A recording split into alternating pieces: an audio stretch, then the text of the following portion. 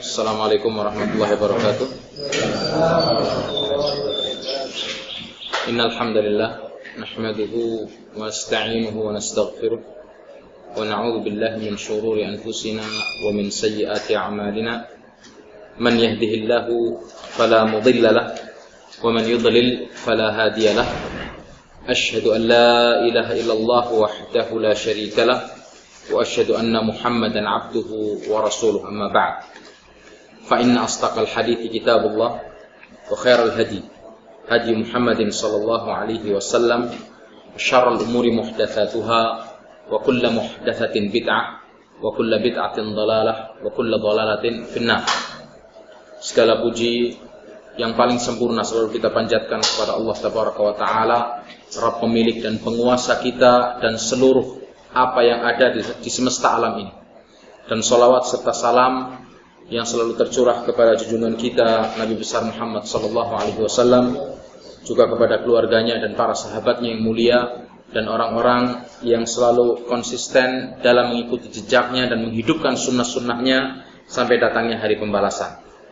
Ikhwani fid din, a'azzakumullah jami'an.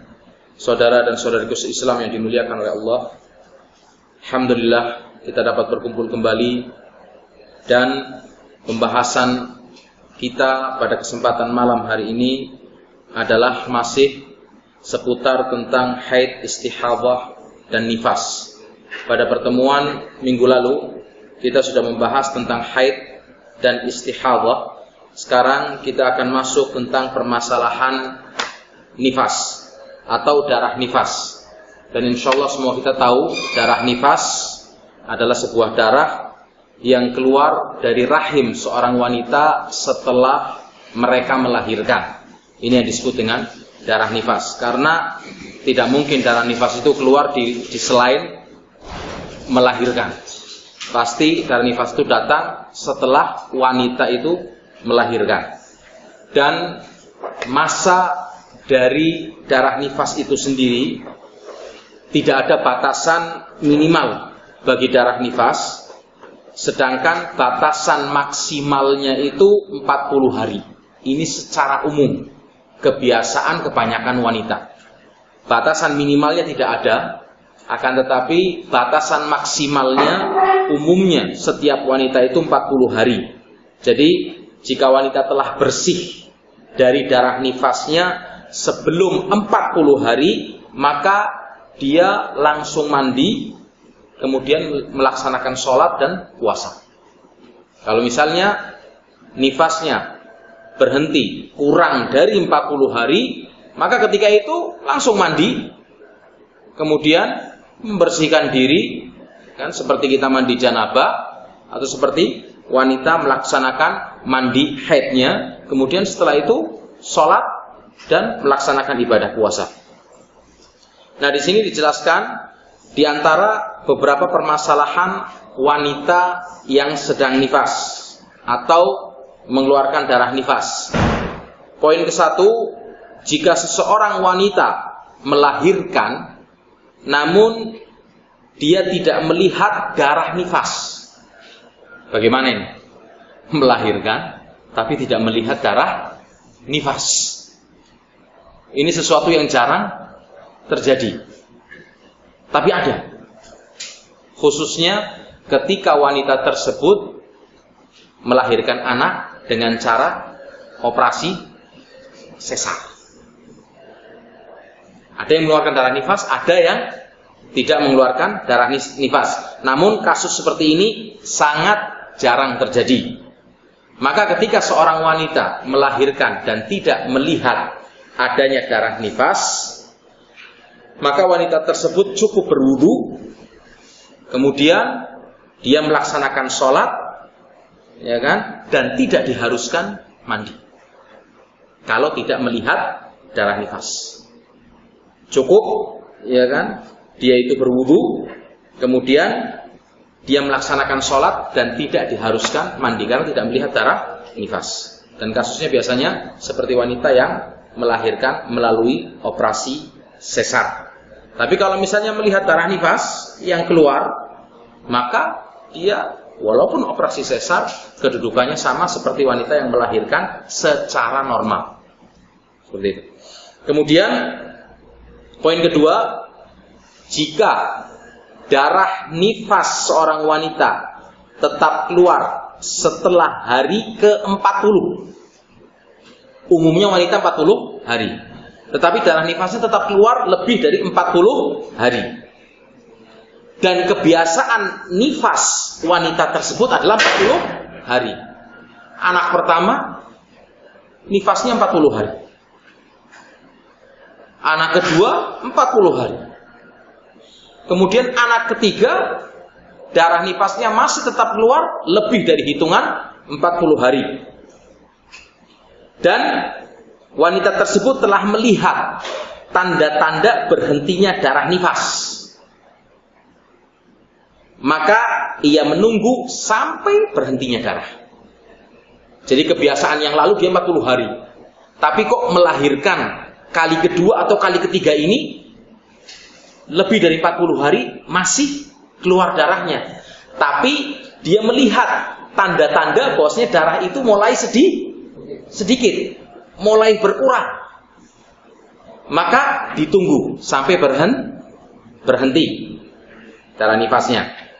Tetapi jika lewat dari hari ke-40 sementara tanda-tanda bersih belum terlihat, maka darah tersebut dianggap sebagai darah istihadah.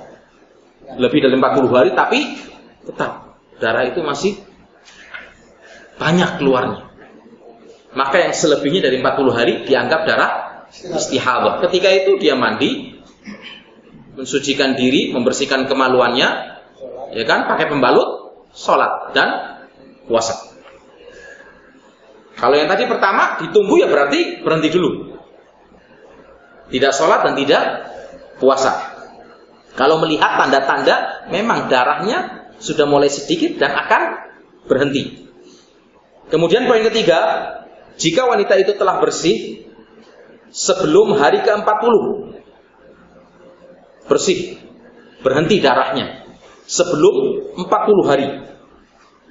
Lalu darahnya keluar lagi sebelum hitungan 40 hari dari batas nifasnya. 10 hari berhenti.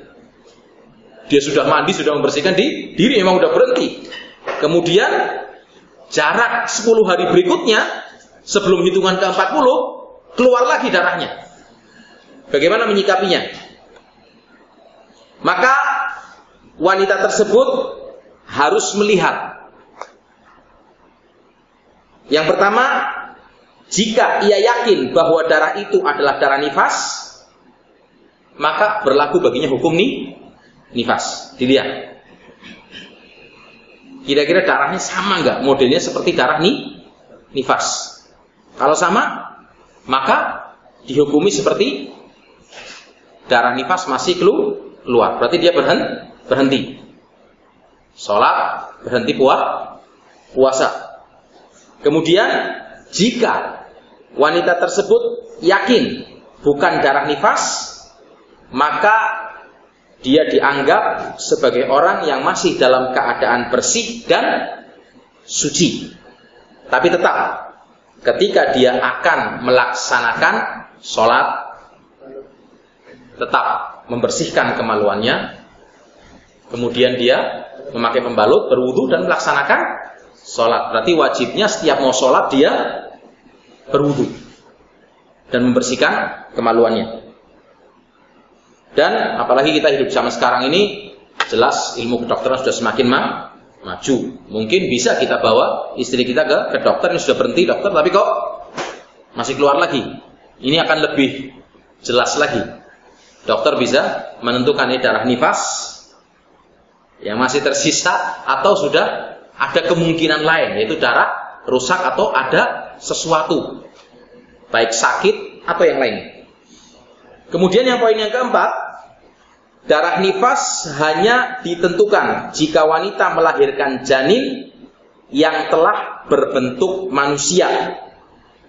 Namun jika darah keluar akibat keguguran, yaitu keguguran janinnya, dan janinnya belum berbentuk manusia, maka ada 3 kemungkinan dalam hal ini. Saya ulang kembali, darah nifas hanya ditentukan. Yang dinamakan darah nifas adalah jika wanita tersebut melahirkan janin yang telah berbentuk manusia.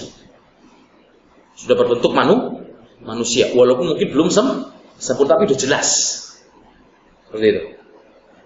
Namun jika darah keluar akibat keguguran dan janinnya belum berbentuk manusia, maka ada 3 kemungkinan dalam hal ini, yaitu yang ke-1, janinnya keluar sebelum berumur 40 hari. Janin itu keluar sebelum berumur 40 hari. Maka darah tersebut dianggap darah penyakit atau darah rusak, dan ia cukup mandi, lalu sholat dan puasa. Kalau misalnya keluar atau keguguran sebelum 40 hari, maka dianggap darah biasa, darah luka. Maka dia cukup mandi, kemudian dia langsung melaksanakan sholat dan puasa sebelum 40 hari. Yang kedua, jika janinnya telah berusia lebih dari 80 hari. Maaf, tadi yang pertama janinnya keluar sebelum berumur 40 hari. Yang kedua, jika janinnya telah berusia lebih dari 80 hari, maka dianggap sebagai darah nifas. Ini kemungkinan yang kedua. Yang ketiga, jika janinnya berusia di antara atau berada antara 40 dan 80 hari. 60 misalnya. Antara 40 dan 80 hari. Maka dilihat janin tadi. Jika janinnya berbentuk manusia, maka dianggap darahnya adalah darah nifas. Namun jika janinnya belum berbentuk manusia, maka bukan darah nifas. Dia mandi, kemudian sholat dan puasa. Ini tentang permasalahan seputar nifas. Kemudian kita masuk kepada pembahasan berikutnya, yaitu hal-hal yang diharamkan bagi orang yang sedang atau wanita yang sedang dalam keadaan haid atau nifas. Kalau orang berarti bisa laki perempuan, tapi perkara ini cuma dikhususkan ada pada wanita. Hal-hal yang diharamkan bagi wanita yang sedang dalam keadaan haid, menstruasi, atau sedang dalam keadaan nifas. Yang pertama jelas jima dalam bahasa Arab, atau bersenggama. Ini diharamkan atau bersetubuh. Seperti difirmankan oleh Allah Tabaraka wa Ta'ala dalam surat Al-Baqarah ayat 222. A'udzu billahi minasyaitonir rajim. Wa yas'alunaka 'anil mahid. Dan mereka bertanya kepadamu tentang perkara haid, wanita yang sedang dalam keadaan menstruasi. Qul huwa adzan fa'tazilun nisaa fil mahid. Maka katakanlah, ketetapan Allah Subhanahu wa taala, beritakan kepada para wanita, haid itu adalah kotoran. Maka hendaklah kalian menjauhkan diri dari wanita yang sedang dalam keadaan haid atau menstruasi. Wala taqrabuhunna hatta yatuhurna. Maka janganlah kalian sekali-kali mendekati mereka, wanita yang sedang haid, sebelum mereka suci.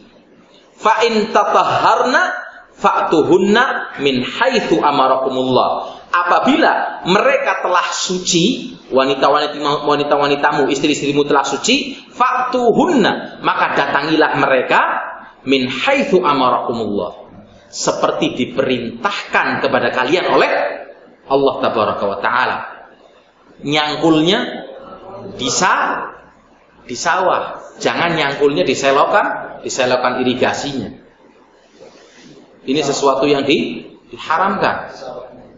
Kita diperintahkan untuk menggauli istri kita di tempat yang telah diperintahkan dalam syariat untuk kita menggauli, dan dilarang haram hukumnya dan termasuk dosa besar apabila menggauli di duhur.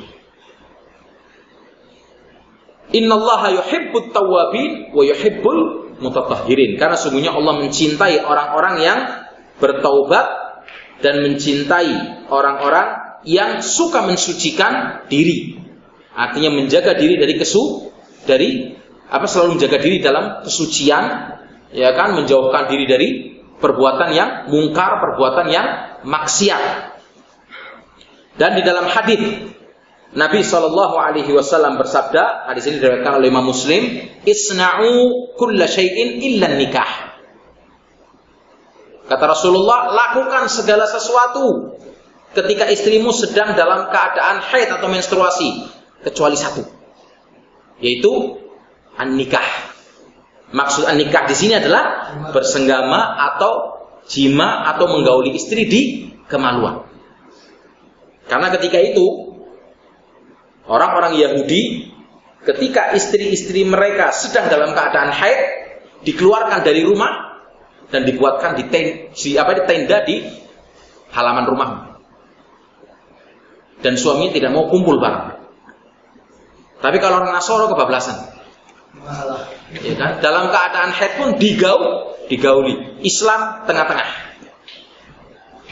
Tetap kata Rasulullah, isna'u kulla syai'in. Lakukan segala sesuatu kecuali an-nikah. Artinya menggauli istri di kemaluannya.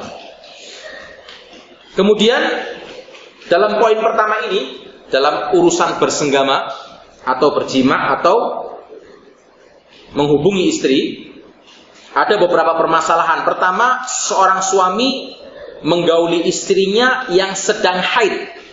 Ini adalah merupakan perbuatan dosa dan dia berdosa, wajib bertaubat dan membayar kafarat atau denda.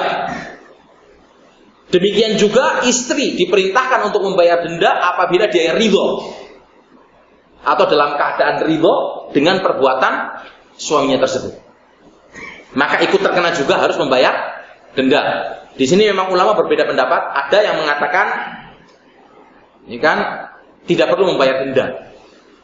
Artinya dia cukup bertobat. Ada sebagian ulama lagi yang berpendapat tidak, tetap membayar denda. Ulama yang memerintahkan untuk membayar denda, pegangannya adalah hadits Nabi SAW, ya kan, yang mauquf dari Ibnu Abbas radhiyallahu anhu. Al-mauquf artinya apa? Mauquf itu artinya adalah mayurwa anis sahabah radhiyallahu anhu. Sebuah hadis yang diriwayatkan dari sahabat, baik perkataan sahabat ataupun perbuatan sahabat ataupun ketetapan sahabat, kan? Fayuqifu alaihim wa la yatajawazu biha ila Rasulillah sallallahu alaihi wasallam. Dan hadisnya itu sanadnya cuma sampai kepada sahabat dan tidak sampai kepada Rasulullah sallallahu alaihi wasallam. Arti ringkasnya ini ijtihadnya sahabat. Ini yang berpendapat membolehkan atau mengharuskan kafarat. Yang tidak membolehkan atau yang menganggap tidak ada kafarat tapi dia berdosa besar dan harus bertobat, mengatakan ini kan hadis mauquf, ya kan? Tidak ada dalil yang sahih seperti itu. Tapi di sini Imam Nawawi menyebutkan dalam kitabnya Lil Autar, Imam An-Nawawi menyebutkan dalam kitabnya Syarh Muslim, mengatakan andai kata seorang muslim meyakini akan halalnya berhubungan suami istri dengan istri yang sedang haid, dia mengakui kehalalannya, maka dia menjadi orang yang murtad atau kafir. Karena jelas perintahnya dilarang untuk kita menggauli istri ketika dalam keadaan haid. Tapi dia dengan secara terang-terangan, gak apa-apa, halal. Oh jelas ini menentang hukum Allah Subhanahu wa ta'ala, jahron, secara terang-terangan. Kalau seseorang melakukan perbuatan tersebut tanpa berkeyakinan halalnya perbuatan tersebut, yaitu jika ia melakukannya karena lupa atau karena tidak mengetahui keluarnya darah haid Misalnya dia berhubungan suami istri tadi, memang darah haid belum keluar, tapi memang sudah dekat-dekat waktu keluarnya darah haid, tapi belum keluar. Kemudian tanpa terasa di akhir ternyata keluar. Atau karena dipaksa, ya kan, oleh pihak lain. Ini misalnya oleh suami, sedangkan si istri tersebut sudah tidak ridho, menolak bahwasanya ini adalah perbuatan yang haram. Maka itu tidak berdosa dan tidak pula wajib membayar kafarat. Bagi perempuan tersebut, istrinya dia sudah menolak, tapi suaminya yang berdosa. Tapi kalau sama-sama ridho, kafaratnya terhadap dua-duanya dan wajib membayar kafarat. Namun jika ia mencampuri perempuan yang haid dengan sengaja dan tahu bahwa dia sedang haid dan tahu bahwa hukumnya adalah haram dan dalam keadaan sadar dan dia tahu, maka berarti dia telah melakukan maksiat yang sangat besar, sebagaimana telah ditegaskan oleh Imam Syafi'i bahwa perbuatannya adalah dosa besar dan ia wajib bertobat kepada Allah Subhanahu wa taala. Adapun tentang permasalahan kewajiban membayar kafarat, ini ada dua pendapat, ada yang mengatakan wajib, ada yang mengatakan tidak. Adapun orang yang mewajibkan membayar kafarat berpegangan dengan sebuah hadis, ya kan, dari Ibnu Abbas, ani Nabi sallallahu alaihi wasallam, fil ladzi ya'ti imra'atahu wa hiya haid, qala yatasaddaqu bidinar au binisfi ad-dinar. Yaitu seorang suami yang mencampuri istrinya di waktu haid, maka Rasulullah bersabda hendaknya ia bersedekah dengan 1 dinar atau separuh dinar. Takhir menentukan pilihan yang tertuang dalam hadis di atas dikembalikan kepada perbedaan antara jima atau berhubungan di awal haid atau di waktu akhir haid. Dan ini mengacu kepada hadis berikutnya juga yang mauquf dari Ibnu Abbas, in asabaha fi fawrid dam tasaddaqa bidinar wa in kana fi akhirih fanisfu dinar. Apabila dia mencampuri istrinya di saat darah itu sedang banyak-banyaknya keluar, maka mengeluarkan 1 dinar kafaratnya. Kalau misalnya di saat darah itu sudah mulai mau berhenti di akhir-akhir masa haid, maka dia cukup mengeluarkan setengah dinar. Dan 1 dinarnya itu perkiraan dihitung 4,25 gram emas. Jadi saya ulangi lagi, ada pendapat yang mengatakan tetap berdosa dan dia berbuat maksiat dan dia bertaubat kepada Allah SWT, tapi tidak mewajibkan mengeluarkan kafarat. Ada pendapat lain yang mengatakan bahwasanya wajib mengeluarkan kafarat, yaitu dengan pegangan hadis-hadis tadi yang sudah kita baca, yaitu mengeluarkan bersedekah dengan 1 dinar atau dengan setengah dinar. Perinciannya dalam hadis Ibnu Abbas yang mauquf, kalau 1 dinar di saat haid itu sedang keluar banyak-banyaknya, kalau setengah dinar di saat haid itu mau berhenti. Tapi untuk al-lajnah daimah lil ifta di Saudi sini berpegangan dengan pendapat yang mengeluarkan kafarat, seperti dijelaskan dalam kitab Al-Fiqh Al-Muyassar. Mungkin sedikit kita bacakan di sini.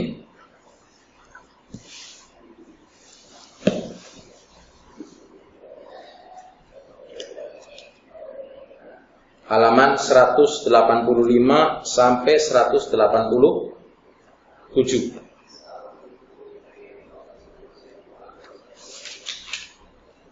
Hukmu man ata mar'atahu wa hiya haid. Hukum orang yang mendatangi istrinya dalam keadaan dia haid. Minal ma'lum annahu yuhramu wad'ul haiti fi farjiha. sudah diketahui bahwasanya diharamkan untuk menggauli istri di kemaluannya ketika dia sedang haid. Dan dalilnya jelas, wa yas'alunaka 'anil mahid, bertanya tentang haid, ya kan, dalam surat tadi Al-Baqarah ayat 222. Walidha qala sallallahu alaihi wasallam lamma nazalat hadhil ayat, oleh karena itu Rasulullah SAW bersabda ketika turun ayat ini, isna'u kulla syai'in illa nikah, lakukan segala sesuatu kecuali menggauli istri di kemaluan, yakni al-wata' maksudnya memasukkan ember ke dalam sumur. Ammal mubasyarah fi madunal farj, adapun ya kan mencumbu istrinya di selain kemaluan, fala syakka fi jawaziha, ini tidak diragukan lagi untuk diperbolehkan walaupun dalam keadaan haid. Fa in waqa'a fil farj, apabila dia menggauli sampai ya kan menggauli di kemaluannya, maka dia telah terjatuh pada perbuatan dosa besar. Hal yalzimuhu syai', apakah diwajibkan membayar kafarat atau tidak? Di sini perbedaannya. Fa dhahaba jumhurul fuqaha minal Hanafiyah, maka jumhur ahli fikih dari madhab Hanafi, Maliki, wal madhabul jadid inda Syafi'iyah, dan pendapat yang paling baru yang terakhir dari madhab Syafi'i, wa riwayah inda Ahmad, dan salah satu riwayat dalam madhab Hambali, wa hakahul Khattabi, seperti diceritakan dan diberitakan oleh Imam Al-Khattabi, an aktsaril ulama, dari kebanyakan para ulama, annahu yakunu atiman murtakiban li kabiratin wala kafarata alaih, maka orang tersebut berdosa dan melakukan perbuatan dosa besar tapi tidak ada kafarat baginya. Ini pendapat pertama. Pendapat kedua, qaulus Syafi'i fil qadim, pendapat Imam Syafi'i yang lama. Wal Imam Ahmad, dan pendapat Imam Ahmad juga dalam sebuah riwayat. Wa huwa qaul samahatus Syekh Abdul Aziz bin Baz, dan ini juga pendapat fatwanya Syekh Abdul Aziz bin Baz. Ilal qaul, bahwasannya mereka berpendapat bi annahu ya'tham ma'a wujubil kafarati alaih, berdosa dan diwajibkan membayar kafarat. Dan ini yang difatwakan oleh Lajnah Ad-Daimah atau badan, atau kita sebut MUI-nya Saudi sini, harus membayar kafarat. Dan mereka berpendapat dengan apa yang diriwayatkan oleh Imam Ahmad dan Ashabus Sunan. Ashabus Sunan itu berarti siapa saja? Abu Dawud, Nasai, Tirmidzi, Ibnu Majah. Ini dinamakan Ashabu As-Sunan. Riwayat dari Ibnu Abbas, anna Nabi sallallahu alaihi wasallam qala, bahwa Nabi sallallahu bersabda, "Fi man ya'ti imra'atahu wa hiya haid," kepada seseorang yang mendatangi istrinya sedangkan dia dalam keadaan haid, liyatasaddaq bi dinar au bi nisfi dinar, yaitu mengeluarkan 1 dinar atau setengah dinar. Perinciannya bagaimana? Kembali kepada pendapat hadis Ibnu Abbas yang mauquf tadi. Kalau di dalam buku ini berpendapat, ya kan, annahu la yajibul kafarah ala man wati amra'atahu wa hiya haid. Dalam Fiqhul Muyassar ini tidak ada kewajiban kafarat, akan tapi dia diwajibkan untuk bertobat kepada Allah Subhanahu wa taala. Tapi untuk jaga-jaga dan keluar dari permasalahan, dia mengeluarkan kafarat yang ukurannya tadi 4,25 gram emas. Kalau memang nggak bisa sama sekali, la yukallifullahu nafsan illa wus'aha, tapi dia bertobat kepada Allah dengan taubat nasuha, bukan taubat sambal. Iya. Kemudian poin yang kedua, seorang suami dilarang menggauli istrinya sebelum ia mandi. Tadi sedang haid, tapi ini sudah suci, tapi belum mandi, maka tidak diperbolehkan sampai istri itu mandi dan mensucikan dirinya. Sebagaimana tadi disebutkan dalam firman Allah surat Al-Baqarah ayat 222, ya kan? Wala taqrabuhunna hatta yathurna. Maka janganlah kalian mendekati mereka, istri-istri kita, sebelum mereka suci. Maksudnya adalah suci dari darah. Ini ke satu. Kemudian ayat berikutnya, fa idza tatahharna, apabila mereka telah suci, artinya apa? Telah mandi. fa'tuhunna min haitsu amarakumullah. Maka datangilah sesuai dengan aturan yang diperintahkan oleh Allah Subhanahu wa taala. Jadi 2 poin tadi, sedang haid enggak boleh, sudah suci pun setelah mandi. Kemudian perkara kedua yang diharamkan bagi wanita yang sedang haid atau nifas, mengerjakan sholat. Ini jelas. Seperti disabdakan oleh Rasulullah sallallahu alaihi wasallam, "Idza aqbalatil haidatu," apabila haid itu atau menstruasi telah datang, fada'is shalah, maka tinggalkanlah sholat. Wa idza adbarat, apabila telah selesai, faghsili ankid dam wa sholli, maka bersihkanlah darah dari tubuhmu, dari kemaluanmu maksudnya, dan sholatlah. Maksudnya di sini mandi. Hadis riwayat Abu Daud. Kemudian dalam permasalahan mengerjakan sholat ini ada beberapa poin yang perlu kita dudukan atau permasalahan. Pertama, wanita yang sedang haid tidak diperintahkan untuk mengulangi sholat atau mengqadha sholat, karena qadha sholat itu tidak ada. Secara umum mungkin kita sering dengar di Indonesia, ya kan? Dan bahkan seseorang bayar kiainya untuk mengqadha sholat. Pak Kiai, saya setahun nggak sholat. Iya, satu hari 5 waktu, ya kan? Kali 1 bulan, 1 bulan kali 1 tahun, kayak mau kredit mobil aja. Nah, setiap sholat hitungannya segini. Saya nggak bisa, Pak Kiai, tolong qadhakan. Nggak ada aturan seperti itu. Tidak pernah sama sekali ada dalil pun, hadis pun yang menjelaskan mengqadha sholat.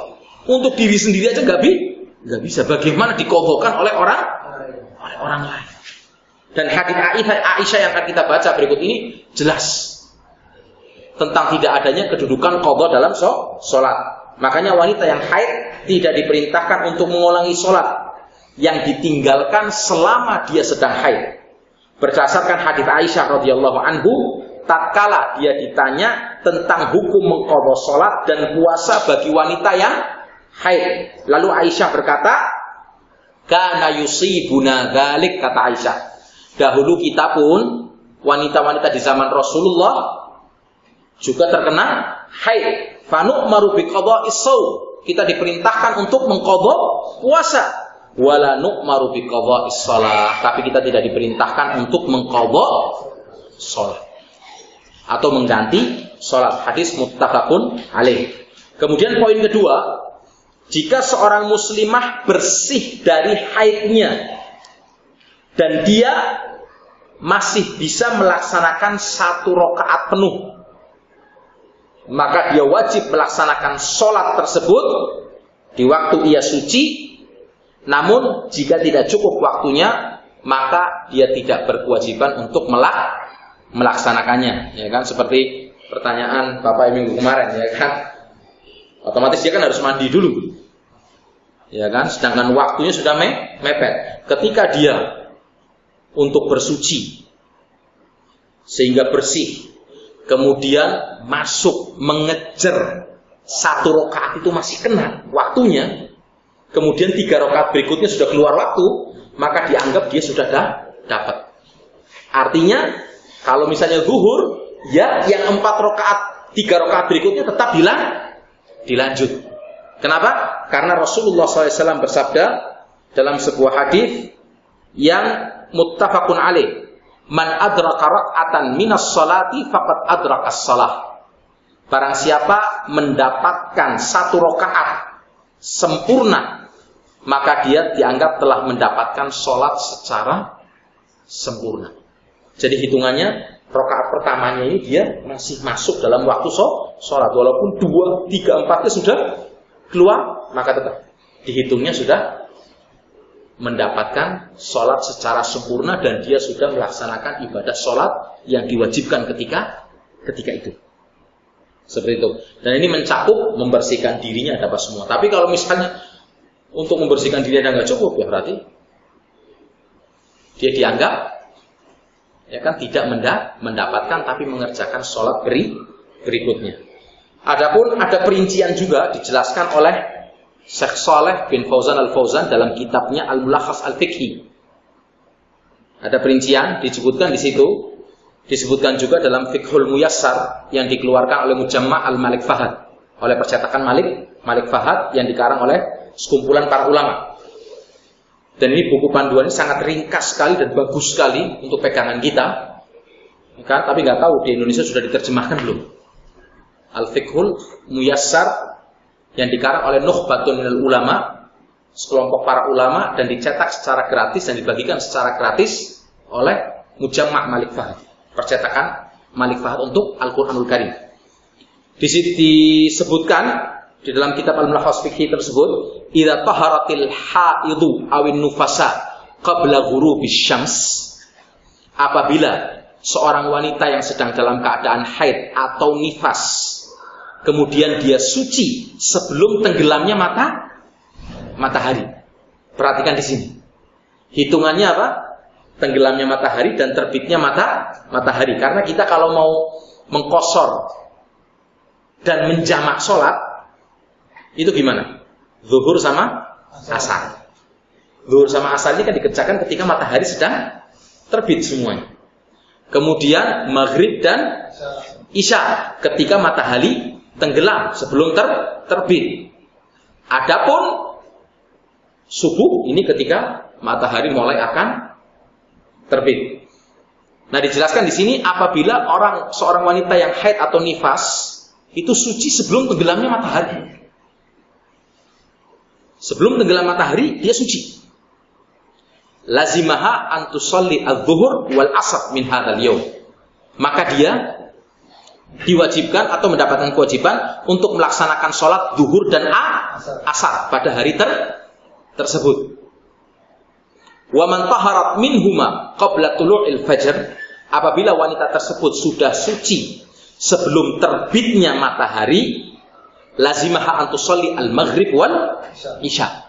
Maka dia wajib melaksanakan sholat maghrib dan isya dalam malam tersebut. Lianna waqtas shalah ats-tsaniyah waqtun lis-shalatil ula.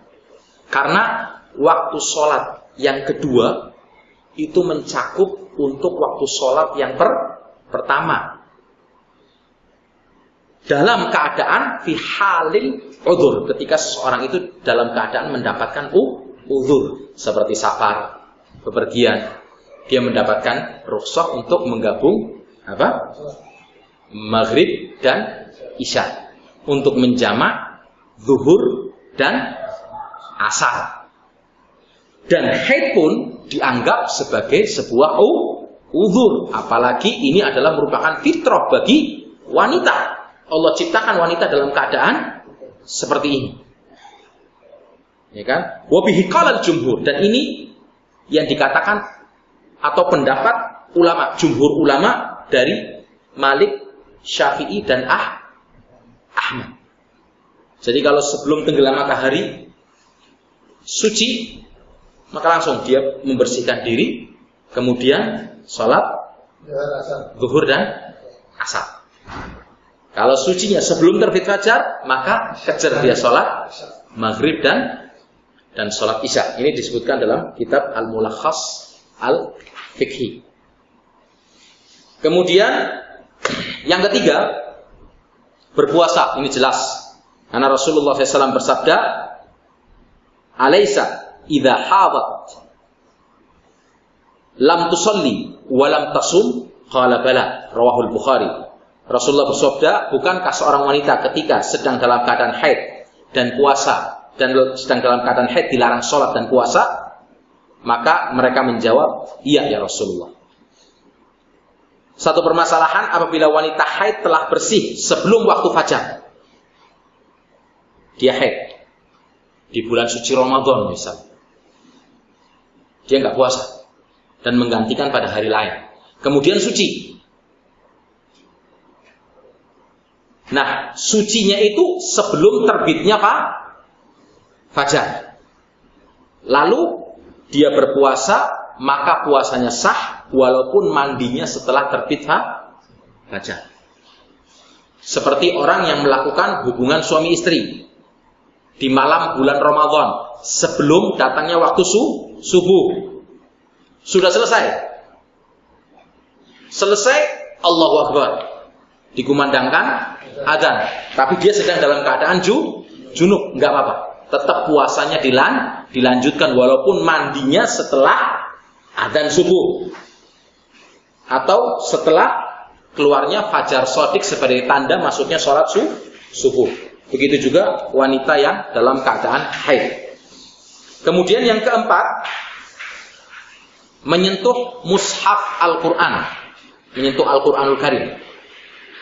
Ini jelas untuk wanita yang sedang haid, permasalahan menyentuh Al-Quranul Karim, seluruh ulama sepakat, tidak ada perbedaan, tidak bolehnya wanita yang sedang dalam keadaan haid atau sedang dalam keadaan junub menyentuh mushaf, kecuali apabila dia berbenah menyentuh mushaf dengan menggunakan kain.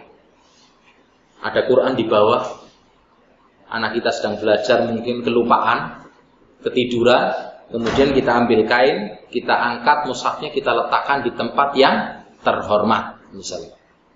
Ini nggak apa-apa. Tapi menyentuh mushaf sendiri jelas tidak boleh, seperti Allah firmankan, la yamassuhu illa al-mutahharun, tidak menyentuhnya kecuali orang-orang yang suci. Dan dalam hadis Nabi Shallallahu Alaihi Wasallam yang diriwayatkan oleh Imam Malik di dalam kitabnya Al-Muwatta, la yamassul mushafa illa tahirun, tidak menyentuh mushaf Al-Quran kecuali orang yang suci. Untuk permasalahan membacanya nanti akan kita bahas pada akhir pertemuan dan sudah pernah kita bahas, cuma kita ringkas sedikit nanti pada akhir poin. Kemudian yang kelima, tentang permasalahan tawaf mengelilingi Ka'bah. Ini juga perkara yang tidak diperbolehkan ketika wanita itu sedang haid atau nifas. Sebagaimana disabdakan oleh Rasulullah sallallahu alaihi wasallam kepada Aisyah radhiyallahu anha ketika dia sedang haid. Rasulullah mengatakan, if'ali ma yaf'alul hajj ghaira an tatufi bil baiti hatta tathuri. Kata Rasulullah, wahai Aisyah, lakukan segala sesuatu seperti yang dilakukan oleh orang yang sedang melaksanakan ibadah haji. Seluruhnya laksanakan. Jadi orang yang mau melaksanakan ibadah haji kemudian datang haid, jangan takut. Karena permasalahan dilarangnya untuk melaksanakan ritual ibadah itu hanya dalam permasalahan tawaf. Kalaupun ada wanita misalnya melaksanakan tawaf dalam keadaan suci, udah selesai tawafnya, kemudian begitu selesai tawaf datang bulan. Maka untuk permasalahan sa'i itu tidak diwajibkan untuk seseorang dalam keadaan suci. Cuma di sini permasalahannya kan ketika keluar darah haid ini akan mengotori masjid atau tidak. Paling tidak kalau dia punya bawa persiapan atau dia keluar dulu untuk membeli pembalut, kemudian dia bersihkan, kemudian memakai pembalut, kemudian menyempurnakan sa'inya. Ini tidak apa-apa. Ataupun kalau mau meluncur misalnya ke rumahnya dulu, tapi dia tetap dalam keadaan sebagai orang yang muhrim, kemudian setelah suci balik lagi ke haram untuk melaksanakan sa'i. Ini mungkin bisa ditempuh bagi orang yang tinggalnya di Jeddah dekat. Tapi kalau orang yang tinggalnya jauh, kan jelas sulit. Tapi ini bisa kita lihat dalam ayat ketika diperbolehkan bagi orang yang sedang dalam keadaan junub untuk nyebrang atau lewat masjid. Yang nggak boleh cuma duduk. Ya kan? Tapi kalau misalnya mau nyebrang tok, nggak apa-apa. Nah, ini mungkin bisa kita jadikan perkara ini dalilnya adalah ayat tadi. Menyempurnakan sa'inya, karena sa'i tidak diwajibkan di situ untuk kita dalam keadaan suci. Nah, kata Rasulullah, lakukan segala sesuatu dalam amalan-amalan haji seperti orang yang sedang berhaji, ghairu an tatufi bil baiti, kecuali engkau tawaf di al-bait, di Ka'bah, hatta tathuri, sampai engkau suci. Muttafaqun alaih. Ini yang jadi pegangan bahwasannya tawaf di Ka'bah, seseorang harus dalam keadaan tuhur, dalam keadaan suci. Dan hadits Ibnu Abbas, dia berkata, umiran nas an yakuna akhir ahdihim bil baiti at-tawaf. Manusia diperintahkan untuk melakukan tawaf wada, ya kan, atau diperintahkan untuk menjadikan pertemuan terakhirnya ketika dia haji di rumah Allah, tawaf di Ka'bah yang dinamakan sebagai tawaf wada. Illa khufifa an imra'atil haidhi, kecuali ada udzur, ada keringanan, ada rukhsah untuk ditinggalkan bagi wanita yang sedang haid. Kalau misalnya dia sudah menyempurnakan ibadah haji, tinggal tawaf wada saja, kemudian datang haid, maka hajinya sah dan sempurna. Karena termasuk yang diperbolehkan untuk ditinggalkan bagi orang yang sedang haid adalah tawaf wada. Muttafaqun alaih. Hadis ini diriwayatkan secara muttafaqun alaih. Kemudian yang keenam, berdiam di dalam masjid kecuali sekedar melintas. Seperti Allah firmankan dalam surat An-Nisa ayat 43, ya ayyuhalladzina amanu la taqrabus shalah wa antum sukara. Hai orang-orang yang beriman, janganlah engkau mendekati atau mengerjakan sholat sedang kalian dalam keadaan mabuk. Hatta ta'lamu ma taqulun, sampai kamu waras kembali, sampai kamu tahu apa yang kamu ucapkan. Orang mabuk itu kan lepas sudah, akalnya hilang. Tidurnya di pinggir tong sampah, tapi seakan-akan dia tidur seperti di bintang 5. Kamu tidur di mana? Enggak, saya tidur di hotel yang mewah. Kamu tidur di pinggir sampah, tahu? Enggak, di hotel yang mewah. Karena memang otaknya lepas, ngeblank. Sampai waras kembali dan dia tahu, sadar dengan ucapannya.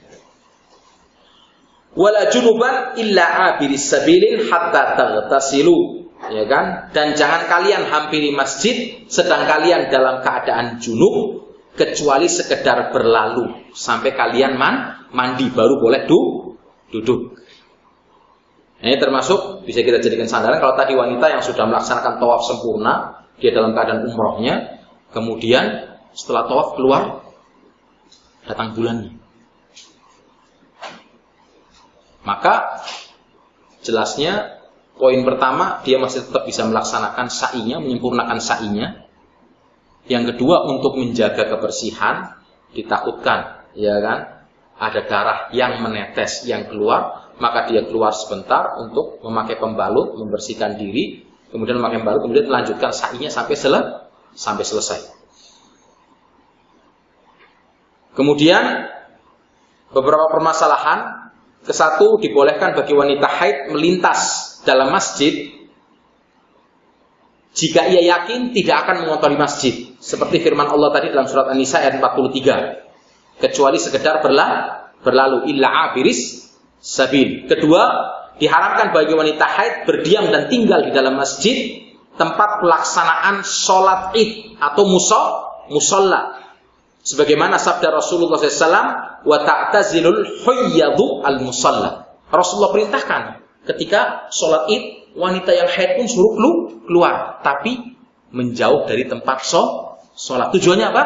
Untuk mendengarkan khutbah, mendengarkan nasihat. Karena kalau kita lihat, subhanallah, umat Islam kalau sadar,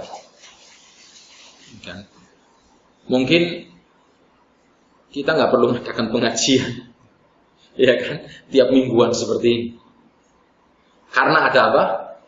Ada pertemuan mingguan yang di situ kita mendengarkan nasihat. Tapi dibutuhkan kehadiran seluruh umat Islam. Kalau seluruh umat Islam sadar hadir ke masjid, waduh, masjidnya nggak cukup. Semua kita akan buat masjid yang besar-besar.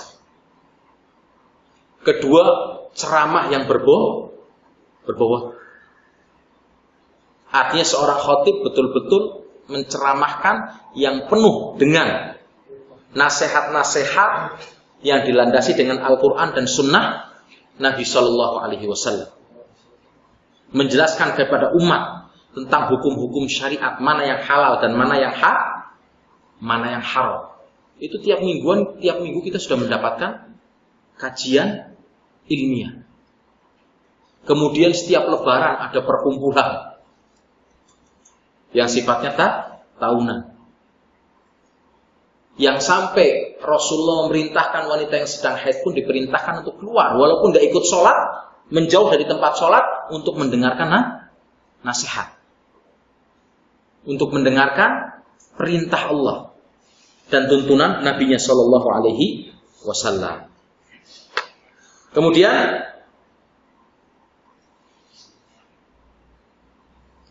satu lagi tentang permasalahan talak atau perceraian. Di sini disinggung juga, diharamkan bagi seorang suami mentalak istrinya dalam keadaan haid. Sebagaimana firman Allah Subhanahu wa taala, Ya ayyuhalladzina amanu idza talaqtumun nisa fatalliquhunna li'iddatihin. Ya kan, wahai orang-orang yang beriman, apabila kalian ingin menceraikan istri-istrimu atau akan menceraikan istri-istrimu, maka hendaklah kamu ceraikan sedangkan mereka dalam keadaan pada iddahnya yang wajar, artinya bukan dalam keadaan haid.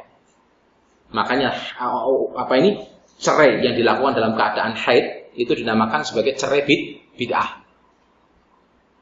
Karena aturannya tidak mencerai kecuali dalam keadaan suci. Nah, fenomena seperti ini terus terjadi sekalipun telah jelas pelarangan dan kebid'ahannya. Dan ketika sudah dicerai, kemudian digauli lagi.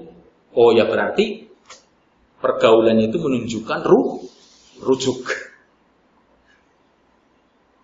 Karena bisa jadi wanita tersebut hamil.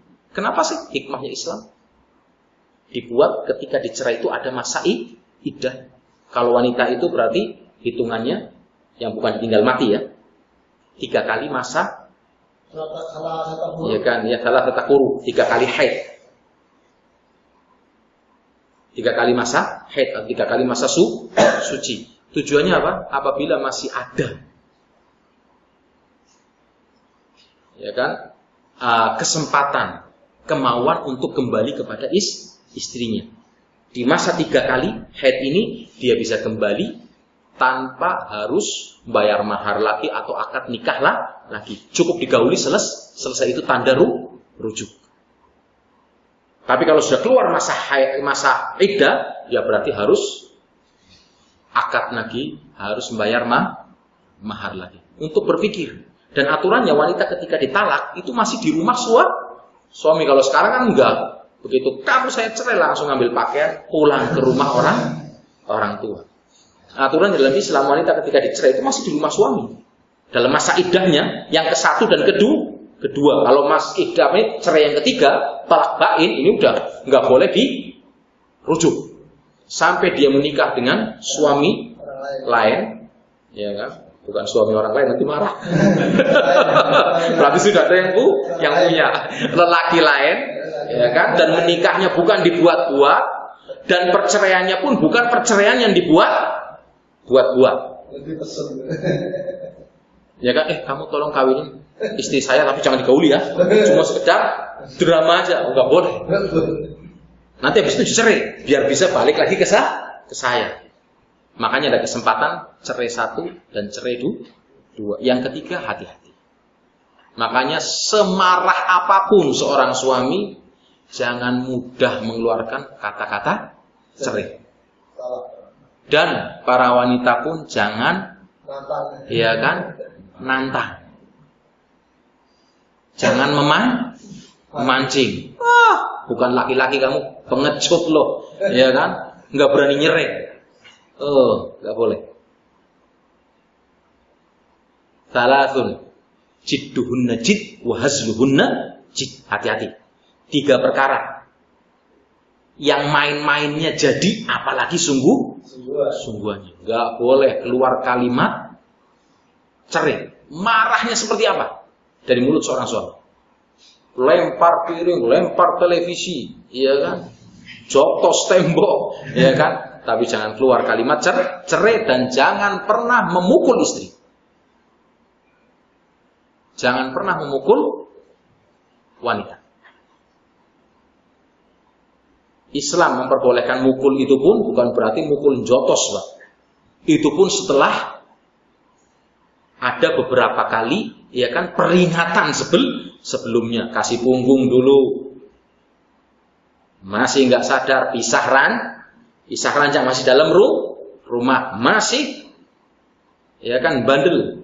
Itu pun disabet di bagian yang istilahnya seperti muka ini nggak boleh. Seperti di bagian apa ini? Bokong sini. Atau bagian paha belakang. Ya kan, nyabet bukan pakai kaki, ditendang. Wah, ya kan, sehingga ya kan, istilahnya mukul beraturan sebagai takdib. Pelajaran. Seperti itu. Kalau muka ini jelas diharamkan. Makanya kenapa? Tinju tidak diperbolehkan dalam hukum Islam. Kenapa? Pukul-pukulannya pukul-pukulan muka. Jelas sesuatu yang diharamkan. Nah, kemudian yang terakhir, poin ke-7 tentang permasalahan qiraatul Quran. Sudah pernah kita singgung, tapi mungkin kita lebih tekankan lagi. Seperti dijelaskan dalam kitab Syarhul Mumti', qiraatul Quran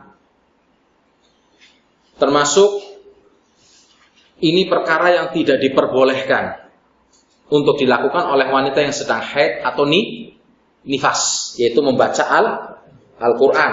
Wa huwa qaulu katsir min ahli ilm was sahabah. Dan ini pendapat kebanyakan dari ahli ilmu, dari golongan para sahabat, wat tabi'in dan at-tabi'in.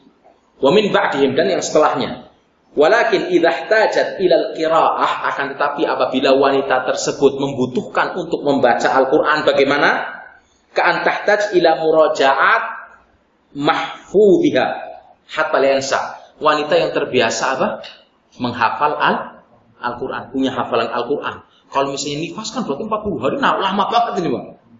Dengan Al-Quran itu termasuk perkara yang paling gampang dihafal dan lupanya pun cepat. Nah, wanita ini adalah wanita yang biasa menghafal Al-Quran dan dia membutuhkan untuk mengulangi bacaannya. Maka ketika itu tidak apa-apa. Walaupun di dalam keadaan haid, tapi dia mengulang hafalan Al-Qurannya atau sedang nifas. Au ta'limul banat fil madaris, atau wanita tersebut profesinya adalah seorang guru. Ya kan, baik guru ngaji, mesti setiap bulan bakal kedatangan tamu yang namanya Miss M. Atau dalam bahasa Arab Miss Haid. Ini pasti. Terus kenapa? Pengajiannya kita bubarkan. Kegiatan rutinnya, pengajiannya kita tutup, tidak. Enggak apa-apa. Ketika wanita tersebut adalah seorang guru, dia yang membenarkan tajwidnya, yang mengajari tajwidnya, mengajari bacaan Al-Quran, tetap pengajian mingguannya tetap, tapi mungkin dia mendengarkan. Atau dia sambil melihat, nyimak, tapi yang megang Al-Qurannya siapa? Temennya yang suci. Nah, dia nyimak, lihatnya gitu. Ada yang salah dibetulkan. Atau mungkin kalaupun dia sebatas murid, bukan berarti nggak datang, tidak, nggak apa-apa. Dia termasuk orang-orang yang rutin ikut pengajian. Walaupun dia nggak baca, tapi dia ikut duduk, ikut nyimak, ikut mendengarkan. Juga tidak apa-apa. Ya kan? Supaya tetap kegiatan itu berjalan. Atau disebutkan di sini au qiraat wirdiha. Ya kan? Atau dia wanita yang rutin membaca wirid. Doa pagi dan sore. Nah, doa pagi dan sore itu kan ada doa-doa yang diambil dari Al-Quran. Tidak apa-apa untuk selalu dibaca. Wa illam tahtaj fala taqra. Kama qala bihi ahli ilm. Kalau misalnya enggak dibutuhkan, maka tidak dibaca, kembali kepada hukum asal. Kalau memang dibutuhkan, dia adalah orang yang rutin, selalu berzikir, ada apa semua, maka tidak apa-apa. Ini seperti disebutkan dalam kitab Syarhul Mumti', juz ke-1 halaman 291 sampai 292. Ini tentang pembahasan nifas.